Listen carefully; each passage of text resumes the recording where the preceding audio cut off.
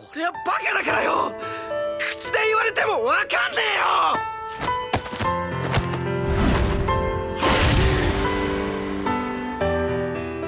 So back when I made the video on Yotsuba, I told I was reading Yotsuba and another manga simultaneously, which in comparison are totally in contrast to each other. It felt like whenever I switch from one to the another, I just hit a speed breaker before the unrest that's about to come due to the unevenness of the road following ahead. By the way, watch the video on Yotsuba if you haven't. I had an awesome time reading it, so definitely check it out. So the unrest wasn't due to the fact that I was tensed just because the other manga was very dull in comparison to Yotsuba, but this time it was due to my shortcomings. I mean, for the very first time it felt like I wasn't qualified enough to read it. It was very challenging since in every chapter I had to prove my worth, whether I am smart enough to understand what was presented to me. And therefore I did take a break from reading it, and as you can see I read 3 other manga during the break, and finally this week I was able to gain the courage to read it again and complete it. So till now, by my words, it probably has been very clear that this manga by no means was a short read and definitely not an easy read. But it was probably the best read that I had till now. Well, maybe after Tokyo Revengers, but yeah.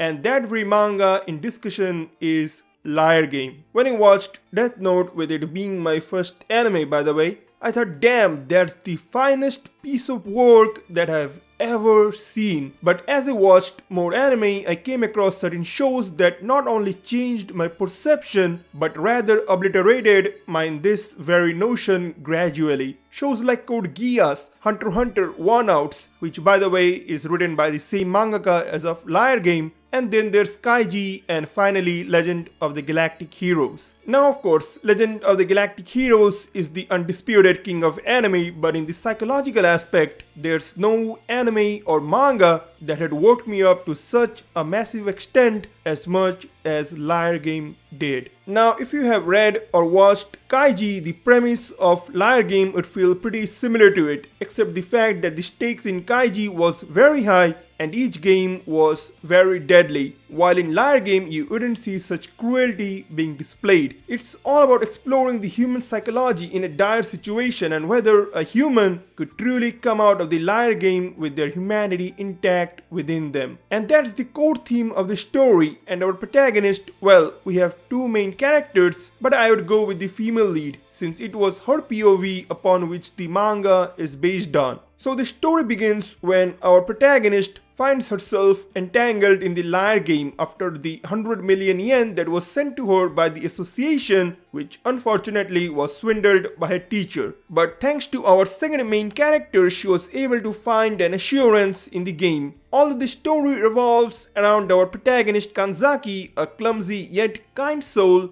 but the game itself depends on the influence of our second main character, Akiyama, who being a genius in his own right decides to participate in the game to reveal the identity of the conductor of such games that claimed his mother's life at one point. Being a natural genius and a student of psychology, Akiyama uses his intelligence to decipher the games and mop the ground with other frauders, or in proper words, other participants. Now that's all about the plot until you consider certain shift in the story, but mostly as the title suggests, it's all about the game and how you play it. Even though in case of other manga, a lack of plot doesn't let the story grow, but in Liar Game, to be frank, the plot isn't the main concern since the story very much depends on the games, as I said. And the only driving factor to continue reading it is the reader's eagerness to see how Akiyama's tactics leads to victory and how is he able to manipulate even the most direst situations to his favor by squeezing out every possible moves by being on the verge of breaking the rules. Now I do get into any manga with a lot of expectation. Some do live up to it and some simply don't. But this manga not only broke my expectations but my pride as well when it did put me face front in certain situations which were very hard to figure out, even after the author simplified the tactics to bite-sized pieces. The twists were so out of the world that even if once you think that there's no way he would get out of this predicament, you'd be all in for the surprise that would boggle your mind. The games in here by themselves are very interesting and innovative, and every possible strategy seems to have been flushed out by Akiyama and his rivals to win the game. There wasn't anything corny in here which would be very repulsive aside from the shock factor that the other characters in here needed to go through, which in itself dictated the limitation of human intelligence and perception. But nevertheless, I do praise any manga or anime that does its job diligently, and I have got to say Liar Game absolutely nailed it in this regard.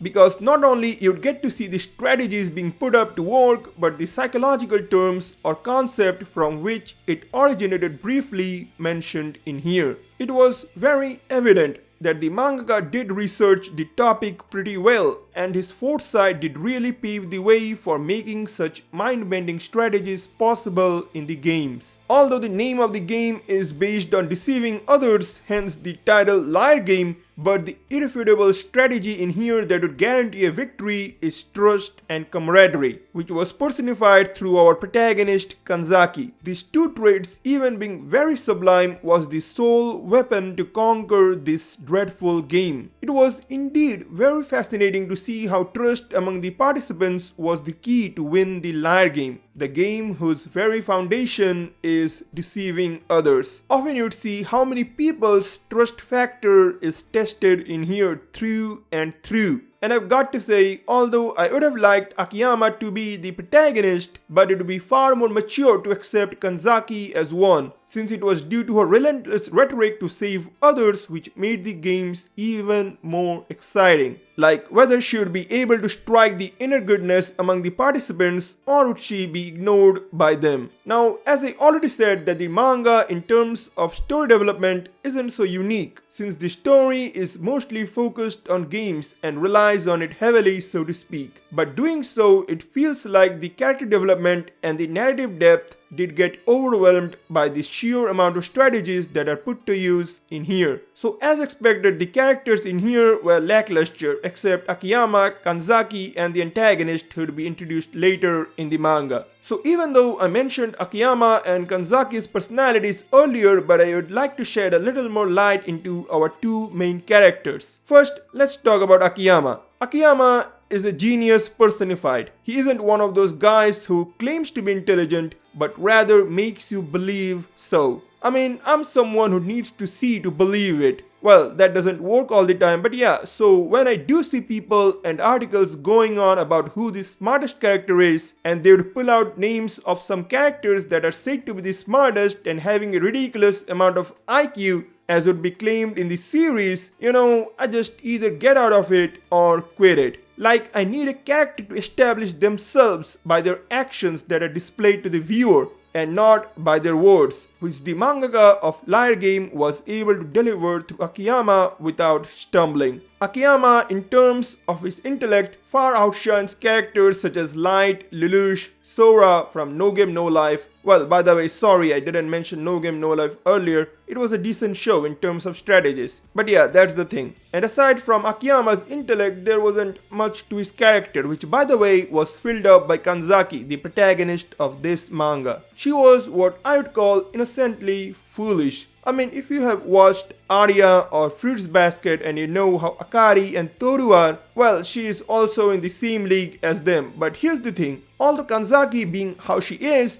was definitely someone you would look forward to what would happen with her next. And even though Akiyama supports her in every possible way, but seeing how she learns to adapt to the game without ever generating even a bit of deceit within herself is truly very fascinating. And this was one such point that I definitely can't ignore in here, since it was me who said earlier that the manga lacked uniqueness within any character. On the topic of the character, let me talk about the antagonist as well. Well, there's many of them, but the one that stood out amongst them was this man, Yokoya, an admirer of Hitler, so to mention, And it was very interesting to see the ideologies of both the protagonist and antagonist collide during the games, since one doesn't see any value in people and takes them as tools, while the other does everything in her capabilities so as to save those same people. And things did really got heated up between the Akiyama Kanzaki duo and Yokoya,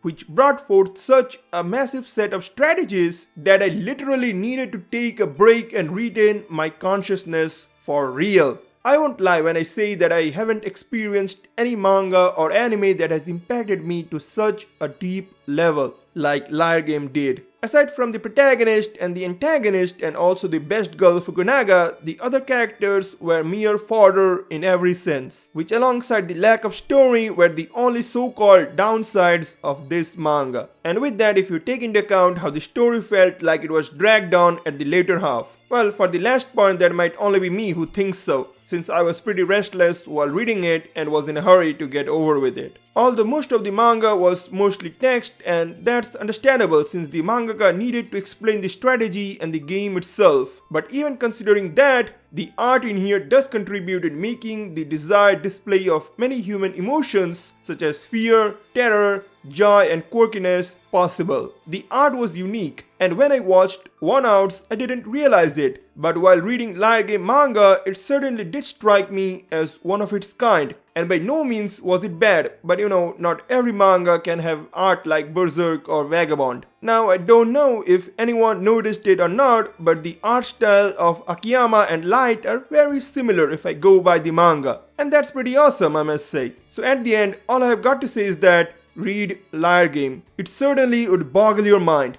I know there's a live action of it, but the stuff with live action, and so that's the thing. I've got to read Usugui and Akagi, and yeah, in the next month I probably might make a video on One Outs, but for now, damn, this was epic. Liar Game was truly great. So if you enjoyed this video, be sure to like and also subscribe and ring the bell so you don't miss when I upload the next manga content. And definitely read Liar Game. Zip!